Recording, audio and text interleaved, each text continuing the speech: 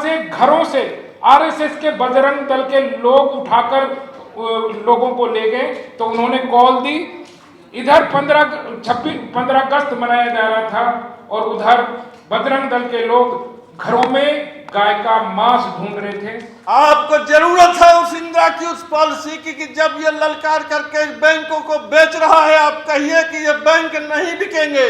भारत जोड़ने की नहीं, हिंदुस्तान को बदलने की जरूरत है। और जो मंच पर बैठे हैं उन साथियों से मैं कहना चाहता हूं कि यहाँ ऐसे ऐसे लोग हैं जिनके पीछे एक बुलावे पर 10,000 लोग इकट्ठे हो सकते हैं। उमर पाडला जी बैठे हुए हैं। एक कॉल पर शेरपुर में एक ऐसी घटना हुई कि वहां से घरों से आरएसएस के बजरंग दल के लोग उठाकर लोगों को ले गए। तो उन्होंने कॉल दी, इधर 15 अगस्त मनाया जा रहा था और उधर बजरंग दल के लोग घरों में गाय का मांस ढूंढ रहे थे। उस पर झगड़ा हुआ। 5,000 की पंचायत उमर मोहम्मद पाडला ने बुलवाई, जो सरपंच है। तो ऐसे लोग हैं यहाँ, अख्तर चंदेनी जैसे, हकीमुद्दीन कासमी जैसे, निसार अहमद जैसे बहुत सारे ऐसे लोग हैं जिनके पीछे, इसलिए हमने मुखियाओं को बुलाया है। और मैं एक बात और कह देना चाहता हूँ बस 2 मिनट बाद, कि हमारे पास विमर्श के लिए, विचार के लिए यहाँ पर इधर भी लोग बैठे हैं और इधर भी लोग बैठे हैं। अगर हम चाहते हैं कि इन फांसीवादी ताकतों को उखाड़ फेंकना चाहते हैं तो हमको यहाँ अज़म लेना होगा कि हमें बैठना नहीं है। ये मन बनाने की और समझ बनाने की बात है। अगर यहाँ से मन और समझ बन गया तो हम समाज में निकलेंगे और इसी तरह से छोटे छोटे सम्मेलन के जरिए अपने समाज को, जो बहुजन और पसमानदा समाज है, उसको हम जागृत करेंगे, बेदार करेंगे। और फिर आने वाले जो चुनाव हैं उनमें इनको, जो मोदी सरकार का भी कहा था ना हमारे किसी साथी ने कि उनका इरादा पता नहीं है, उनका इरादा साफ है। वो पसमानदा और बहुजन समाज को हाशिए पर एक साजिश के तहत धकेलना चाहते हैं। हम किसी भी सूरत में ऐसा नहीं होने देंगे। ये अज़म लेकर हम यहाँ से उठेंगे। तो मैं दीपक सिंह जो सीनियर एडवोकेट हैं, मैं उनको बुलाऊंगा कि वो धन्यवाद कहने के साथ साथ अपनी बात भी कहेंगे। बहुत बहुत कि बुलबुले नादा रंगे चमन से होशियार, फूल की शक्ल में यहाँ सैकड़ों सयाद हैं। दोस्तों, हमें इन फूल की शक्ल में मैं नहीं कहना चाहूंगा वो क्या कौन है। आपने इशारा कर दिया है कि हमने चिट्ठी किस किस को लिखी है, किसकी रहबरी पे हमको वो है। कौन है जो इतनी बातों के बाद भी, जब दर्राता हुआ हिंदुस्तान का किसान आगे बढ़ रहा था, अली अनवर साहब ने कहा कि हम उसका इस्तकबाल करते हैं। दोस्तों, हिंदुस्तान के पसमानदा मुसलमानों को, इस देश के किसानों के साथ, हिंदुस्तान के गरजते हुए मजदूरों के साथ, उन नौजवानों के साथ अपना मोर्चा बनाना होगा।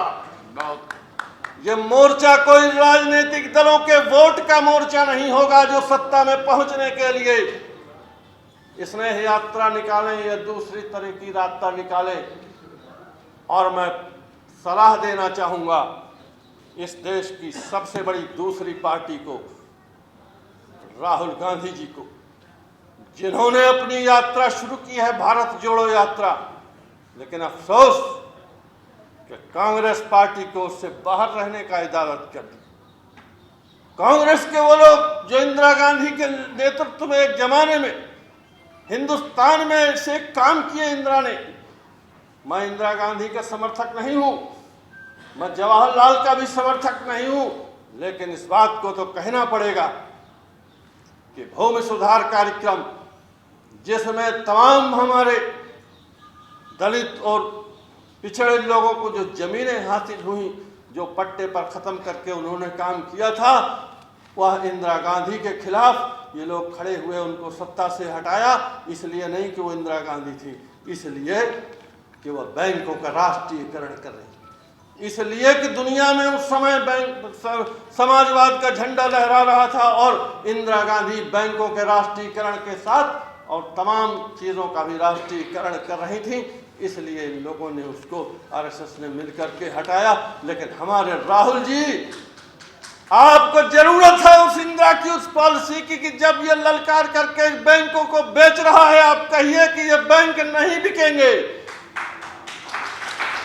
ये राष्ट्रीयकरण करिए। आप भारत जोड़ने की नहीं, हिंदुस्तान को बदलने की जरूरत है। जोड़ोगे किसको? शंकराचार्यों और मौलवी और इमाम बुखारी को एक साथ बैठा करके हिंदुस्तान में सांप्रदायिक सद्भाव करने की जरूरत नहीं है। हिंदुस्तान के मजदूर, किसान और तमाम लोगों की मांगों को लेकर के आगे बढ़िए। वो फिर से 1857 की तरह गरजेंगे और एक साथ हो जाएंगे, जिसके लिए दुश्मन को बहुत मुश्किल पड़ेगा और एक मुस्लिम लीग और वो बनानी पड़ेगी।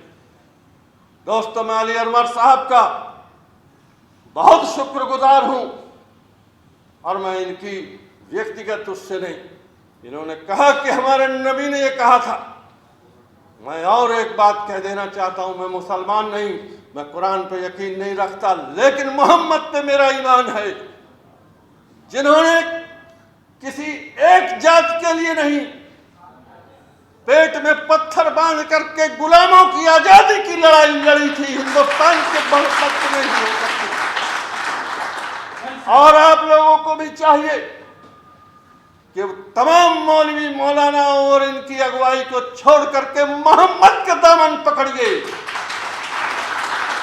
उनके रास्ते पर चलिए। उनके अलावा सीखने के लिए और कोई दूसरा नहीं है। उन्होंने पहली बार दुनिया में मजदूरों, किसानों की हजरत बिलाल को ऊपर पहुंचाया था। आप भी उनके अनुयायी हैं और भीख मांगना बंद करिए।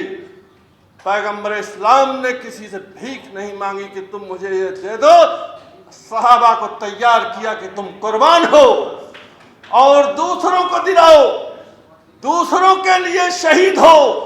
मोहम्मद के वो तमाम अनुयायी अगर भीख मांगने के लिए कि मुझे ये दे दो, मुझे वो दे दो, ये मैं आपसे गुजारिश नहीं करूंगा। इसी के साथ खत्म करते हुए आपका धन्यवाद देता हूं कि हिंदुस्तान के दलितों, किसानों की अगुवाई कीजिए।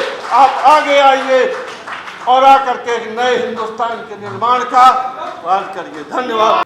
मैं आज इस आवाज को, जो पसमानदा की आवाज, उसको सिर्फ अपना नहीं, पूरे ओबीसी समाज का समर्थन देने के लिए आज खड़ा हुआ। ये मैं इसलिए कह रहा हूं, आज मैं, हमारे बड़े भाई दिलीप मंडल साहब ने कहा कि ये सवाल उठाए, उन्होंने गिनाया कि आपके इकट्ठे होने से शायद वो परिणाम नहीं बदलेगा, लेकिन मेरी सोच कुछ अलग। ये सिर्फ हमारे इकट्ठे होने का और वोट होने का परिणाम नहीं आ रहा है, इसमें कई खेल चल रहे हैं। रामपुर का परिणाम ईवीएम का परिणाम, जहां पर एक समाज पूरी तरह एक पार्टी को समर्पित है, वहां से उस गांव से 6 वोट आए उसको और बीजेपी को 1000 वोट जाए। और इसको हम मान लें, अगर मान रहे हैं तो हम अपने हाथ पर पट्टी बांध रहे हैं।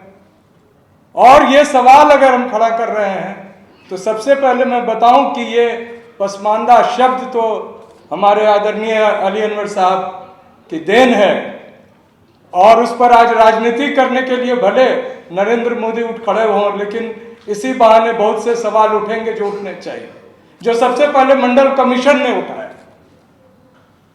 आदरणीय बीपी मंडल साहब का एक बहुत लगाव था जिस समाज से, जो हमारे क्षेत्र में, बिहार में, जो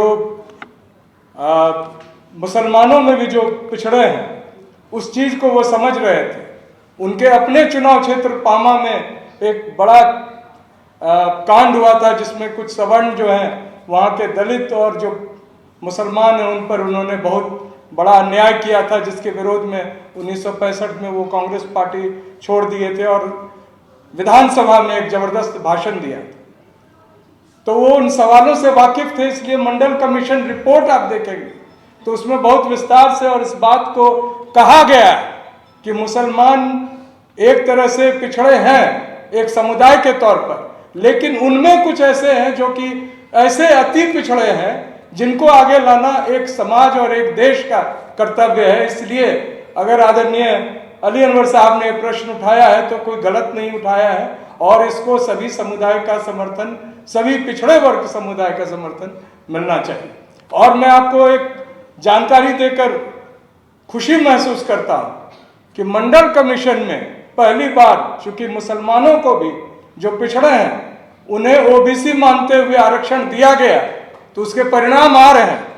दिल्ली विश्वविद्यालय जैसे जगह में, दिल्ली विश्वविद्यालय के फैकल्टी ऑफ हिस्ट्री, जहाँ जो आर्ट्स हिस्ट्री डिपार्टमेंट की जो नियुक्तियां हुई, उसमें 3 पद आरक्षित थे ओबीसी के लिए, और तीनों हमारे मुसलमान साथी को मिले। और इस बात के लिए बधाई हम सब मिलकर वहां उन लोगों को दिया, डिपार्टमेंट को दी। तो जो एक सांप्रदायिक ताकत बढ़ रही है, उसका भी मुकाबला अगर इस देश में करने को सक्षम है तो ओबीसी है। ये अलग बात है कि कई बार जो उच्च तबके के लोग हैं हर समाज में, वो एक उसमें ओबीसी को बाहर छोड़ देते हैं। अब पता नहीं किसके लिए छोड़ते हैं कि बीजेपी ले जाए और उसी को दिग्भ्रमित करके, उसको भ्रमित करके वो अपनी राजनीति आगे बढ़ाए। इसका विरोध अगर होगा तभी हम आगे बढ़ेंगे। और मैं समझता हूं कि भारतीय जनता पार्टी का मुकाबला करने के लिए मंडल कमीशन रिपोर्ट इतनी कारगर है। इसको हम बयान इसलिए नहीं कर सकते हैं, समझ सकते हैं, क्योंकि जब मंडल कमीशन लागू हुआ तभी अयोध्या से वो रथ निकला था। वो उन्हें पता था कि ये समाज को जोड़ने वाला ये चीज है, और इसको अगर हम अपनी पहचान बनाए रखेंगे तो हमें अयोध्या के लिए वो जो अडवाणी जी के, माननीय अडवाणी जी के नेतृत्व में जो रथ निकला था, जिसमें लटके हुए थे हमारे ओबीसी प्रधानमंत्री भी कुछ समय के लिए, वो रथ निकाली गई। मैं अधिक नहीं समय लूंगा, मैं सिर्फ इतना आज मांग करना चाहता हूं इस सरकार से कि जाति जनगणना होनी चाहिए। जाति जनगणना के आधार पर ही पता चलेगा कि जो मांग आदरणीय अली अनवर साहब उठा रहे हैं, उस मांग में कितनी सच्चाई है, या उसमें कितनी एक मैं समझता हूँ उसको कितना तवज्जो देना चाहिए सरकार। उसके अलावे जो मंडल कमीशन रिपोर्ट की जो संघर्ष है, उस संघर्ष में हम लोग सब जितने हमारे पसमानदा साथी हैं या ओबीसी के दूसरे समाज के लोग, वो सभी साथ रहें तो हम लोग की ताकत बढ़ेगी। इन्हीं चंद शब्दों के साथ मैं अपनी बात समाप्त कर रहा हूं, और मैं शुक्रिया कहता हूं आदरणीय अली अनवर साहब का और यहाँ बैठे तमाम हमारे साथी जो हैं पसमानदा साथी, कि आपने जो सवाल उठाए हैं उस सवाल पे बने रहिए। हमें कोई नरेंद्र मोदी के और भारतीय जनता पार्टी की राजनीति से कोई फर्क नहीं पड़ने वाला है। हमारी ताकत तब बढ़ेगी जब हम इकट्ठे रहेंगे, और अकेले ओबीसी, जिसमें पसमानदा भी शामिल है, सक्षम है भारतीय जनता पार्टी को उखाड़ फेंकने के लिए। नेशनल दस्तक की आपसे गुजारिश है कि अगर इसको बचाना चाहते हैं तो नेशनल दस्तक को सब्सक्राइब करने के लिए रेड कलर के सब्सक्राइब बटन को दबाएं, फिर बेल आइकन की घंटी दबाएं। नेशनल दस्तक को बचाने के लिए बहुत जरूरी है कि हर खबर को शेयर करें, लाइक करें, कमेंट जरूर करें।